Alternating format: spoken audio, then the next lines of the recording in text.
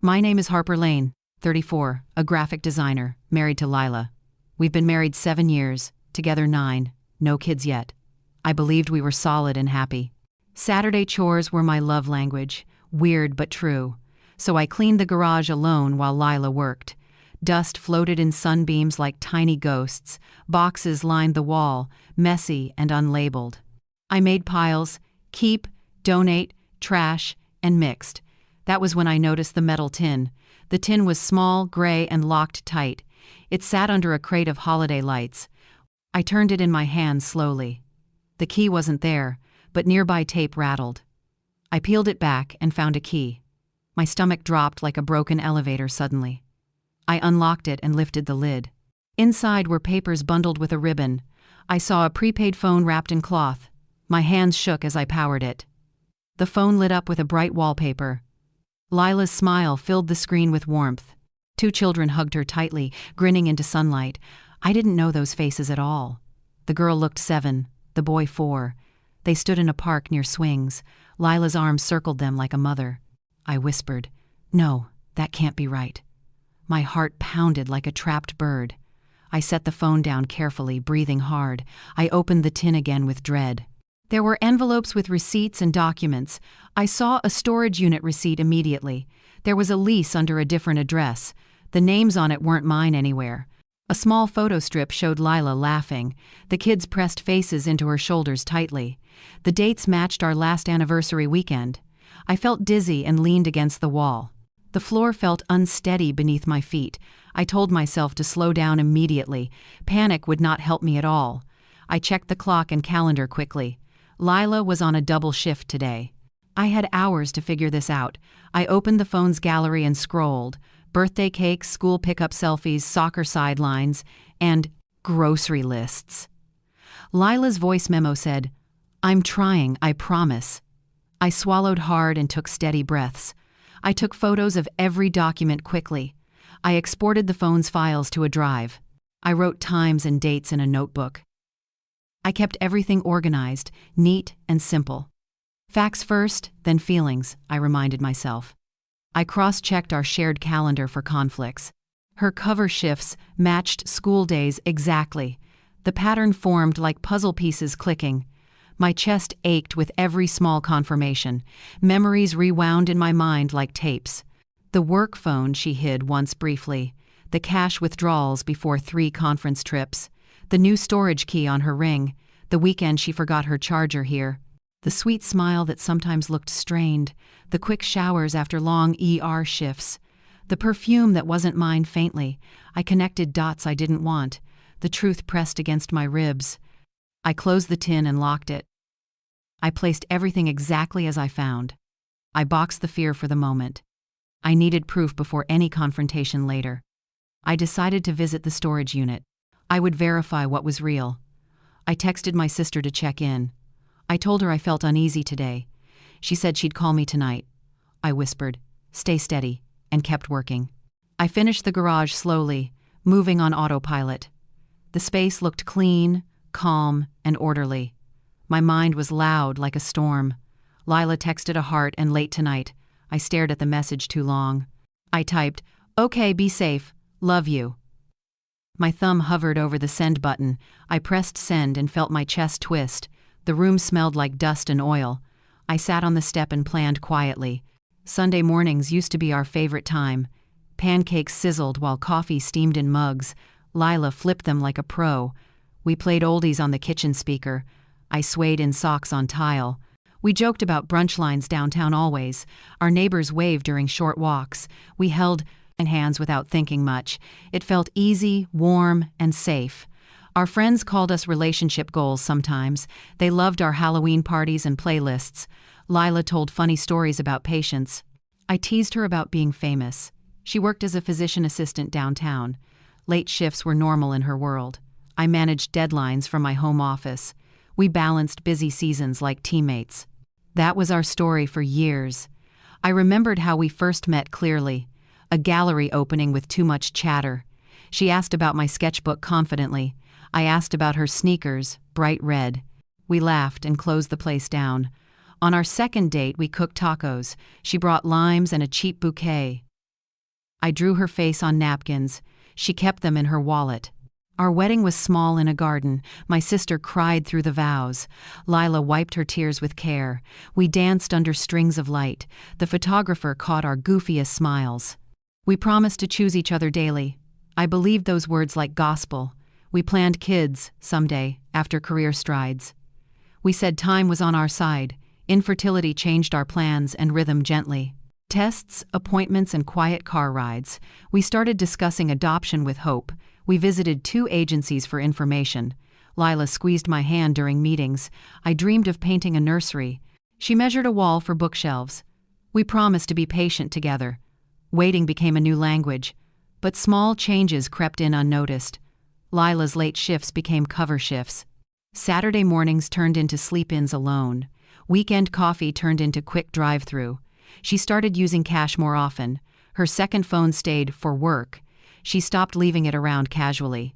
I noticed her smile didn't reach eyes. My gut whispered, then went quiet. I told myself, love needs trust. I chose to believe her stories. Medical work can be chaotic often. I know her heart is kind. She volunteers for free clinics often. She checks on neighbors, quietly and often. She brings soup when friends get sick. That kindness is real and steady. But secrets cast long shadows too. I thought about the metal tin. I thought about the phone photos. 2 kids hugging like family. Lila's face soft with tenderness. A life that didn't include me. My chest tightened like a fist. I wanted another explanation desperately. Maybe cousins, godchildren, something simple. My reflection didn't believe my voice. I replayed our last anniversary weekend carefully. Lila said a surprise conference popped up. She left Friday with a small bag. She texted photos of hotel curtains. No location, just a wine glass. I sent heart emojis and jokes. She replied late with sleepy faces. The dates matched those photo strips. The puzzle pieces kept clicking. That afternoon, I baked to cope. Banana bread made the house smell safe. I cleaned the counters while it cooled. I listed our best memories softly. First apartment, first car, first promotion, everything. I told myself good love deserves effort, but effort isn't proof of honesty. I needed facts, not a fairy tale. I set boundaries in my head. Monday started with a knot in my stomach. I waited until Lila left for work. I grabbed the prepaid phone and charger. I sat at my desk, breathing slow. The screen unlocked without a code. A messages app opened by itself. Threads were labeled school pickup and soccer cleats. Photos showed backpacks and muddy fields. I recognized Lila's handwriting on lunch notes. My pulse thudded in my ears.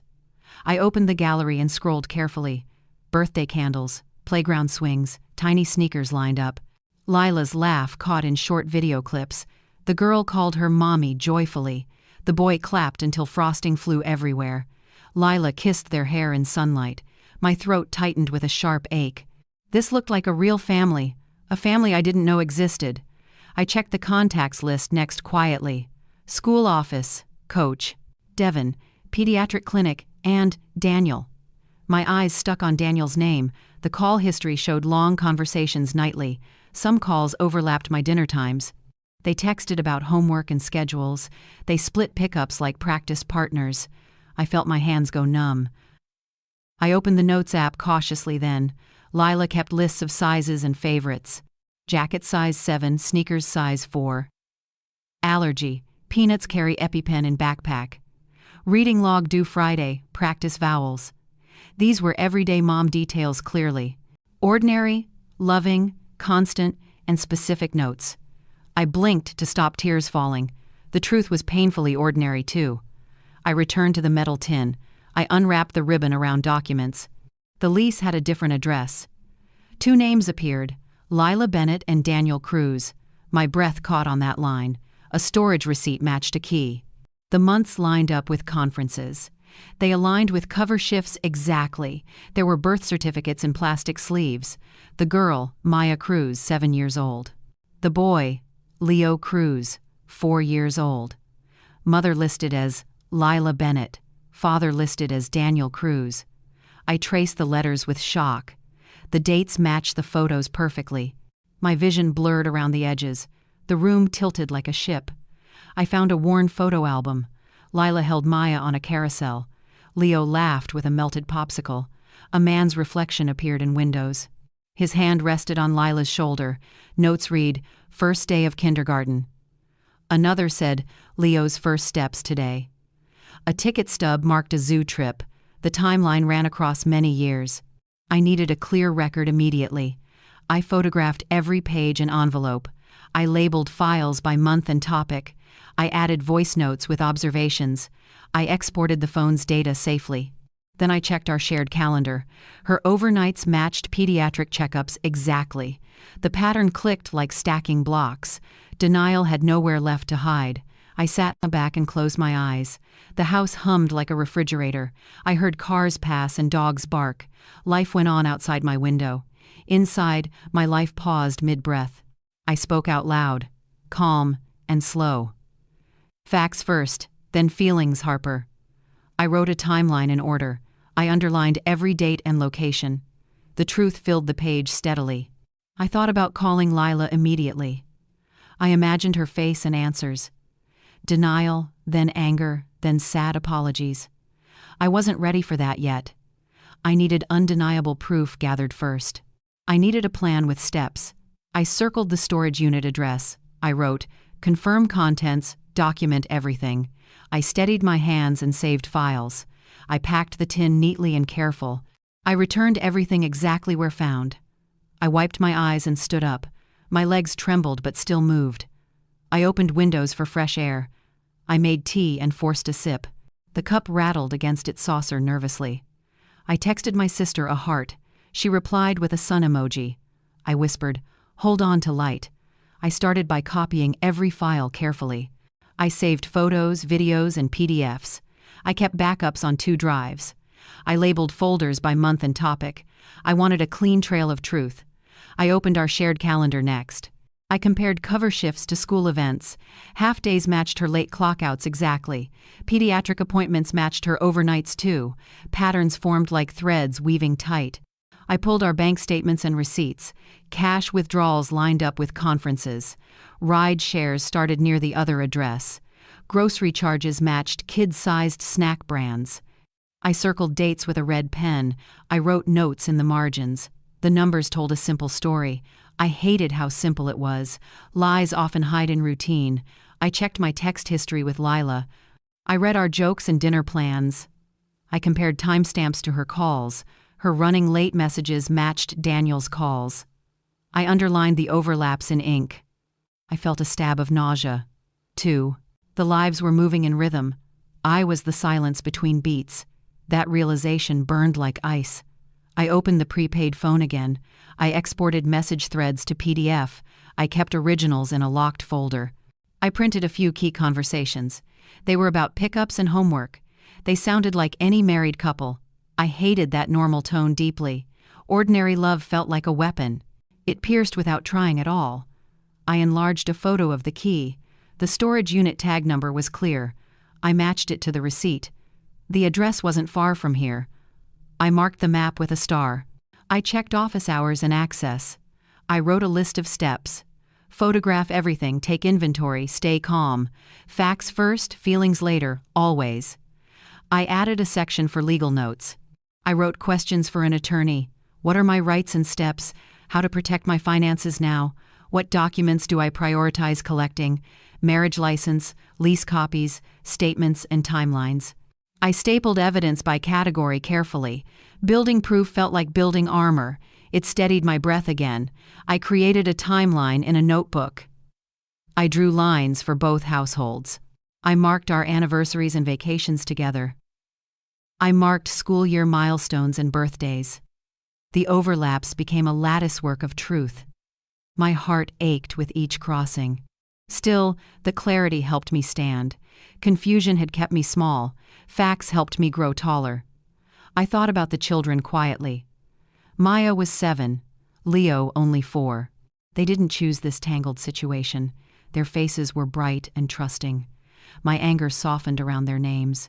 They deserved safety and steady care. I wrote compassion for kids in bold. Firm with Lila, gentle with them, that became part of my plan. I dressed in jeans and a hoodie. I tied my hair in a knot. I packed a camera and notebook. I put the receipt in my pocket. I drove the route once today. I timed parking and gate access. I practiced what I'd say politely. I borrowed calm from my dead, future self, the one who survived this storm. Back home, I locked the tin. I placed it under the same crate. I wiped dust where my hands touched. I made tea and opened windows wider. Evening light softened our living room. My phone buzzed with Lila's text. "Late again, don't wait up, love you." I stared and breathed through the sting. I whispered, "I hear you, truth." Then I set my alarm early. The storage office smelled like cardboard and cleaner. I signed in with a steady hand. The clerk barely looked up from screens. I kept my voice calm and polite. My key turned the gate with effort. The hallway hummed with fluorescent lights. My footsteps echoed off metal doors. I found the unit and paused. I counted 3 breaths before unlocking. The door rolled up with a squeal. Dust floated through a rectangle of light. Bins were stacked in tidy rows. Labels were printed in careful handwriting. Maya art, Leo toys, winter clothes, and books. My throat tightened at the names. I opened the first bin slowly. Finger paint turkeys and glitter stars spilled.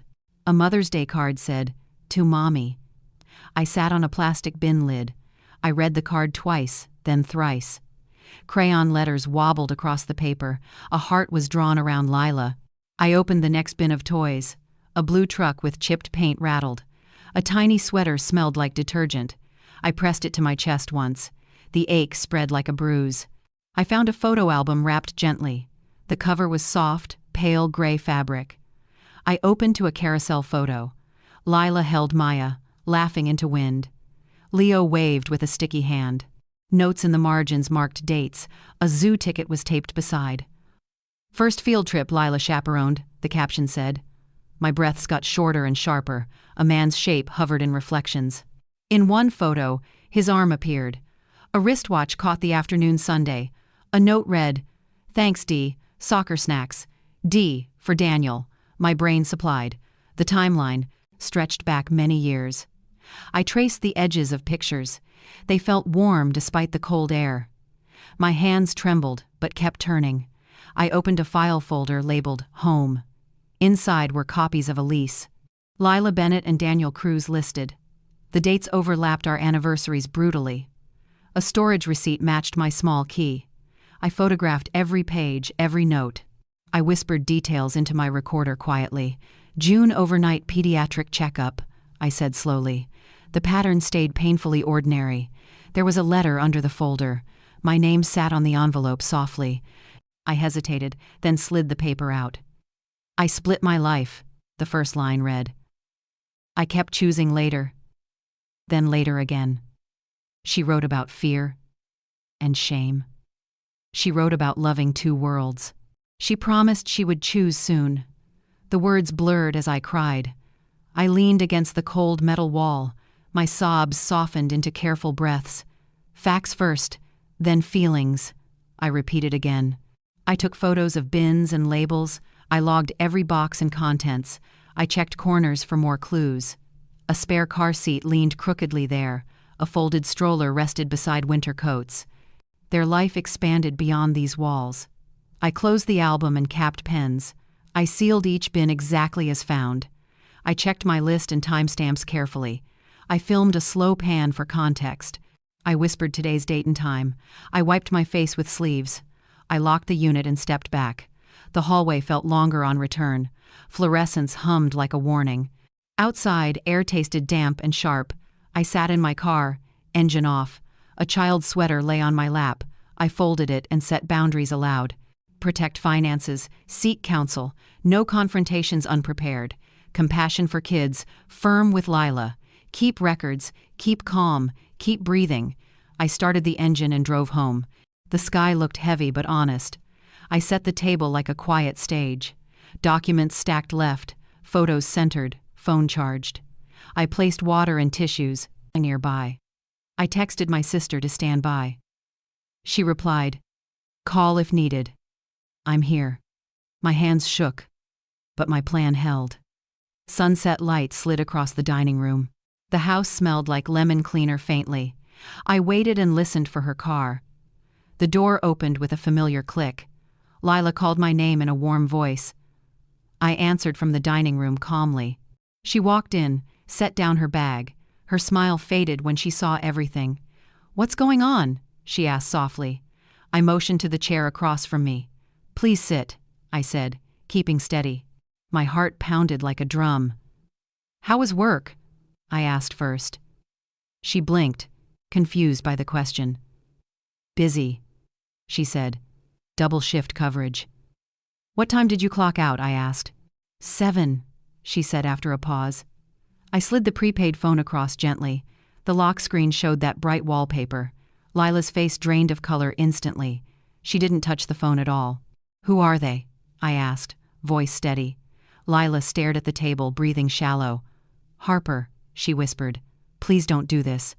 "Tell me the truth," I said simply. "Are they your children, Lila?" Silence stretched like a rubber band. She nodded once, eyes filling quickly. The room shrank to the table's edge. My fingertips tingled from holding back. "I found the storage unit today." I placed photos between us very carefully. Bins labeled with names, school art, sweaters, the lease copies, the receipts, the timeline.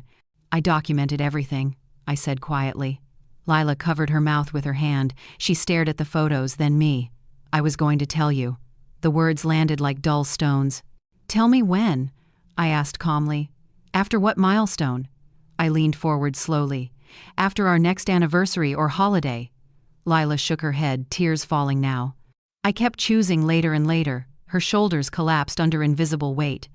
"I was afraid to lose you. Fear does not excuse a second life." "Who is Daniel?" I asked next. "Their father," she said, barely audible. "We tried to make it work." "Before you and I?" I asked. She nodded, then looked away quickly. It ended, then began again messily. She twisted a napkin into thin threads. "I became the default parent over time." "So, you built 2 homes," I said. "I love you," Lila said, shaking. "I loved our life, our rituals, everything." "And them?" I asked without blinking. "I love them too," she whispered. The truth split the air like lightning. Love without honesty cut like glass. "We plan to adopt," I said slowly, "while you hid your children from me." The contradiction rang in my bones. "I didn't know how to choose," she cried. "Every choice hurt someone I loved." "You chose lying," I said evenly. "You chose my consent without my knowledge." She flinched and nodded in shame. "I'm sorry," she said again and again. "I will do anything to fix this." "Some things do not get fixed." "These are my boundaries," I said clearly. "Total written transparency from today forward. Separate finances and passwords immediately, tonight. No contact outside documented channels for now. Counseling, individual and joint. Non-negotiable steps. I won't live inside a triangle," I finished. Lila nodded, wiping her face quietly. "I'll sleep at my sister's tonight." "We will not decide everything tonight." I stacked the papers into neat piles. I slid copies toward her side carefully. "You'll email a full timeline tomorrow. All documents, dates, and financial details. No omissions, no edits, only truth." Lila nodded, hands trembling around papers. "I'll send everything before noon," she said. "Thank you for staying calm tonight." She reached for my hand cautiously then. I pulled back, protecting my boundary gently. Pain flashed in her eyes. Then, acceptance. She stood, gathered her bag slowly. She looked around our home once. The lemon cleaner smell felt too bright. "I'm sorry," she said at the door. I stared at the wood grain silently. The latch clicked, and I exhaled. I texted my sister a single word: safe. She called, but I let it ring. I cleaned the table like muscle memory. Papers went into folders, phone into lockbox. I washed a glass that wasn't dirty. My hands needed something to do. Night settled heavy across the windows. I whispered, facts first, then feelings. Then I turned off the lights. Lila emailed a long document at dawn. I read it twice with a pen. The timeline began 11 years ago. She met Daniel at a clinic. They dated, broke up, then reconnected. Maya was born 7 years later. Leo came when things were fragile. Lila kept trying to leave cleanly. She wrote, "I kept choosing later." She described long nights with colic. She described pediatric visits and car seats. Daniel worked construction with odd hours. They shared custody without court papers. It was messy and held together loosely. Then I entered her life unexpectedly. She said she paused, then compartmentalized. She told herself I'd never notice. Lies multiplied faster than courage grew. I asked for a video call immediately. I wanted eyes, voice, and pauses. She answered from her sister's couch. No makeup, red eyes, hair unbrushed. I'll answer anything, she said quietly. I won't defend the lies anymore. Good, I said, keeping my tone steady. Start with our anniversary weekend. She swallowed and looked straight ahead. She admitted the conference was a lie. It was Leo's birthday party that Saturday. She brought cupcakes and wrapped a truck. The photo strips came from a mall. You texted curtains and a glass, I said. I know, she whispered. I was cruel. The word hung heavy between us. It tasted like metal in my mouth. Do your children know about me? I asked. She shook her head, eyes filling again. They know I work long hours. They know Daniel is their anchor. And you wanted me to adopt someday? I asked. While hiding them from me completely? She nodded, shame widening the space. The contradiction screamed inside my ribs. What is Daniel to you now? I asked. Co-parent, not partner, she answered. We tried again 3 years ago. It lasted 8 confused months, then ended. I never ended my marriage meanwhile, I said. Lila nodded, tears streaking down. I compartmentalized until it felt normal. Nothing about this was normal at all. Are there more secrets? I asked flatly. Anything financial I haven't uncovered? She pulled out documents on camera, pay stubs, transfers, rent contributions, and receipts. No debts in your name, she added. No loans, no liens, no credit. I took notes and asked follow-ups, every answer slotted into my binder, truth assembled like a sober puzzle. Do you want our marriage? I asked, or relief? Lila stared at me a long time. I want our marriage with total honesty. I'll accept any boundary you set. You don't control the outcome, I said. Your yes doesn't erase the past. She nodded, slow, absorbing the weight. I know, she said, voice small. I set conditions again, clearer this time. Written disclosures, weekly, verified by documents. Counseling for you, for me, for us. No overnights with them during rebuild. No private channels with Daniel. Only logged. You introduce me only if I choose. I can leave any time, without warning. You will not argue my timelines. Lila agreed to every point carefully. Then I asked one final question. Why didn't you tell me sooner? She exhaled like she'd held breath forever. I wanted both worlds, and your love. I thought I could carry the weight. Then I started drowning silently. Inside, I was afraid telling you meant losing, she swallowed, so I chose to lie. The truth was a cold, clean blade. We ended the call by noon. I forwarded everything to my attorney. I scheduled therapy for later today. I emailed Lila a written summary. Boundaries, action items, and deadlines listed. I asked for notarized statements attached. I requested confirmation from Daniel directly. Facts needed to come from both. A text arrived from an unknown number. This is Daniel. I can confirm timelines. He offered to provide records calmly. He said the kids were safe and loved. He wrote, I didn't know about you. The words hit hard, then steadied me. This wasn't a triangle by design. It became one through deliberate secrecy. I stepped outside and felt the air. The yard smelled like rosemary and soil. A neighbor waved from her driveway. I waved back and stood taller. I said my plan out loud calmly. Protect myself, honor the kids, demand truth. I packed my binder into my bag. I headed to therapy for strength. In the waiting room, I breathed slowly. I pictured a future I could accept. Not perfect, not tidy, but honest. My therapist asked for one sentence. I will not abandon myself again. She nodded and wrote it down. We built steps that matched my values. Clarity hardened into careful courage. My voice sounded like my own.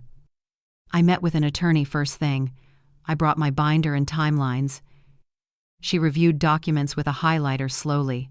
She explained my rights and options, separate accounts, credit freezes, and disclosures immediately. She advised written communication with Lila only. She suggested notarized statements from Daniel too. Facts needed to live on paper. I felt steadier leaving her office. I walked to my bank next. I opened a new checking account. I shifted my direct deposit over. I set alerts on every transaction. I froze my credit to protect. I changed passwords and enabled authentication. I updated my emergency contacts list. I printed confirmations for my records. Control returned one careful step at. I emailed Lila clear expectations by noon. Weekly disclosures sent every Sunday morning. Therapy attendance with receipts for proof. No private calls with Daniel anymore. Only logged channels and shared updates. No sleepovers at either household yet. Transparency before proximity became our rule. She replied yes to every line. She added, "I'll earn your trust." I told my parents the truth gently. We sat at their kitchen table. My mom held my hand tightly. My dad listened, calm and steady. They asked only practical questions first: where I was living and safety. Whether finances were fully secured yet, I answered with details and dates. They said, "We've got you." I called my sister that evening. She already knew the outline. I filled in details I'd learned. She got quiet, then furious briefly. "I'm proud of your boundaries," she said. "You stayed calm and clear today." We planned check-ins 3 times weekly. She would hold copies of evidence. Redundancy kept the truth safe. Friends split into groups quickly, predictably. Some offered meals and quiet drives. Others asked invasive questions, then judged. I set a script for conversations. "Thanks, I'm focusing on stability and healing. I'm keeping details private beyond essentials." The real ones nodded and adapted. The rest drifted away without drama. Peace mattered more than gossip. Lila began sending documents nightly now. Receipts, calendars, and childcare schedules compiled. She wrote reflections after each disclosure. She didn't defend or minimize anything. She paused before apologizing excessively. She asked what I needed next. I sent her counseling homework links. Change required action, not just tears.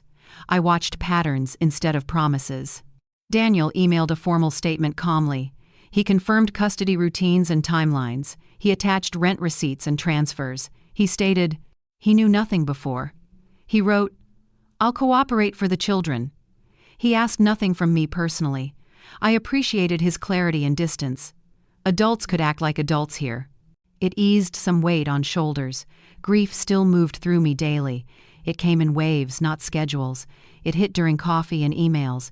It hit during showers and traffic lights. I let it rise and fall. I practiced naming emotions out loud. Anger, sadness, fear, and bone-tired. Naming gave them edges and exits. They passed without sweeping me under. At therapy, I set a compass. Honesty, safety, respect, and self-trust. Every decision had to honor these. Reconciliation wasn't the goal right now. Stability was the goal I chose. Protecting the kids mattered too. Compassion didn't mean self-abandonment anymore. I could hold 2 truths together. Firm and kind could coexist. I drafted a separation framework carefully. Housing, finances, and communication plans. Holiday schedules and emergency protocols included. I prioritized my exit ramps clearly. If lies returned, I would leave. If pressure mounted, I would pause. If progress stalled, I would reset. My therapist reviewed the draft with me. "This protects your future self," she said. That night, I slept a little easier. The binder waited on my dresser. The house felt quiet but clear. I lit a candle and breathed slowly. Lila texted, "Documents sent. Starting therapy tomorrow." I replied, "Received. Keep the schedule." My words were measured and strong. Boundaries tucked me into bed gently. We met at a park with open benches. I chose a spot near the pond. Ducks skimmed across the water quietly. Lila arrived with red-rimmed eyes. She carried a folder and tissues. I kept my binder on lap. "Thank you for meeting me," she said. I nodded and watched the ripples. We sat in silence for seconds. "I have a proposal," she began carefully. "Full transparency week by week. You can see calendars and receipts. We do counseling twice a week. No secrets, no private channels, ever. You decide when to meet them." I listened, writing notes without comment. She folded her hands and waited. My pulse thrummed in my wrists.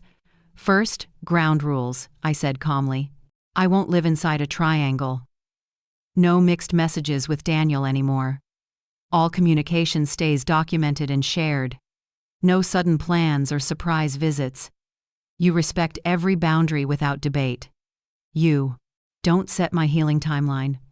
I decide what contact looks like. Lila nodded with a quiet yes. She slid papers across the bench slowly. A weekly schedule with custody blocks. Counseling bookings for the next month. A disclosure checklist for Sundays. A consent letter for records access. My name added to view-only calendars, no passwords but complete visibility. It wasn't trust, it was structure. My breath softened a shade. Do you want this marriage? I asked. Or do you want relief? Lila looked down at her hands. I want our marriage with truth. I'll accept any consequence required. Even if that means losing me? I asked. She swallowed and nodded slowly. Even then, she said, almost whispering. The wind moved through nearby trees. I'm not promising reconciliation, I said. I'm promising clarity and pacing. Compassion for the kids, I added. But protection for myself first. We'll begin with a separation framework. Housing, finances, and communication outlined. No overnights at either household yet. No introductions until I choose. She agreed to every line. We walked a slow circle together. We passed the playground twice quietly. A little boy pointed at the ducks. My throat tightened around his laugh. They didn't choose any of this, I said. I know, Lila whispered beside me. They deserve steady whatever happens. I nodded without looking over. The truth. Pressed gently, not crushing. We sat again and set timelines. 30 days for initial stability measures, 60 days for therapy milestones, 90 days for a formal review. No romance during these 90 days. Only healing, truth, and consistent actions. I would check outcomes, not promises. She would document, then step back. My choice would come later. She asked one brave question softly. What would help today, right now? I answered without needing to think.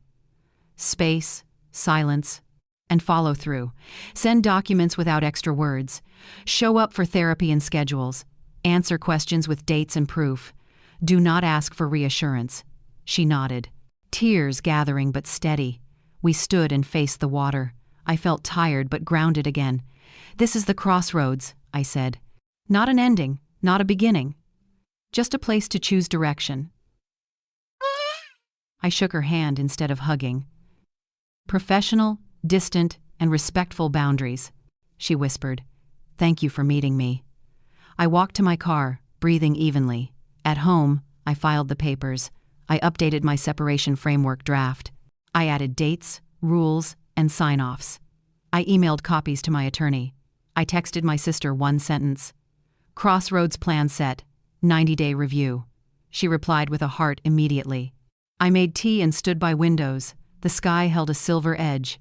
90 days passed like a long exhale. I kept my compass close every day. Honesty, safety, respect, and self-trust guided me. Lila followed the plan without pushing. Documents arrived on time each Sunday. Therapy logs, receipts, calendars, and reflections. No begging, no pressure, no spin. She learned to speak in facts. That mattered more than apologies. I focused on healing my nervous system. I slept, ate, and walked daily. I worked with headphones and boundaries. I said no to extra projects. I watered plants and sat in sunlight. I cooked real meals on weeknights. I stopped checking my phone constantly. I named feelings and let them pass. I treated myself like someone precious. Daniel stayed professional and distant consistently. He sent confirmations when necessary only. He protected the kids from adult chaos. He never asked me to engage. He handled school forms and carpool. He kept messages short and clear. I respected his boundary and privacy. I felt grateful for his steadiness. Adults can choose maturity every day. I didn't meet the children during this time. I saw photos through documented disclosures only. I heard laughter in short school clips. I felt tenderness without needing proximity. Compassion grew without crossing my boundaries. Love for them didn't require contact. Protection for myself didn't equal coldness. Two truths could live together peacefully. That realization loosened my chest. My therapist challenged me in session. What future serves your deepest values? Not fear, not shame, not performance. I wrote words in my journal: clean, steady, honest, and kind. I drew a map for choices. Paths branched toward reconciliation or ending. Both required courage and maintenance. Both demanded boundaries and truth. I reviewed Lila's progress without rose glasses. Attendance consistent, disclosures complete, and respectful tone. No triangulation with Daniel, no leaks. No late-night pleas for reassurance anymore. She learned to sit with consequences. She didn't chase me or future promises. She kept her focus on repair work. I acknowledged her effort without guarantees. Effort isn't entitlement to reconciliation. I met with my attorney again. We reviewed the separation framework carefully. Housing, finances, and communication worked well. No gaps threatened my security now. She reminded me of my options: divorce, extended separation, or slow rebuild carefully. Choose the path that preserves peace, she said. Peace had become my most sacred value. I walked our neighborhood at sunset often. I passed porches and chalk drawings. I watched. Dogs chase each other freely. Kids laughed in driveways with scooters. The world kept moving around me. My life didn't end with betrayal. It changed shape and meaning differently. I learned how to stand alone. I felt sturdy in my bones. On review day, Lila and I met. A neutral office with soft chairs. A counselor joined to observe and guide. Lila brought her final 90-day packet. She sat with calm, not desperation. "I accept your decision either way," she said. "I'll keep showing up for the children. And I'll honor your boundaries completely." Her voice was careful and clean. I took a breath and spoke clearly. "I'm not returning to the marriage. I'm keeping the separation as permanent. I choose legal closure and calm." Lila nodded, tears rising but contained. She didn't argue or bargain this time. "Thank you for your clarity," she said. The counselor affirmed our structured plan. We scheduled practical next steps. We outlined respectful communication going forward. Only documented channels, no nighttime messages, quarterly updates about the children if needed. No shared holidays or mixed signals, no public stories or private digs. Mutual privacy, mutual accountability, mutual distance.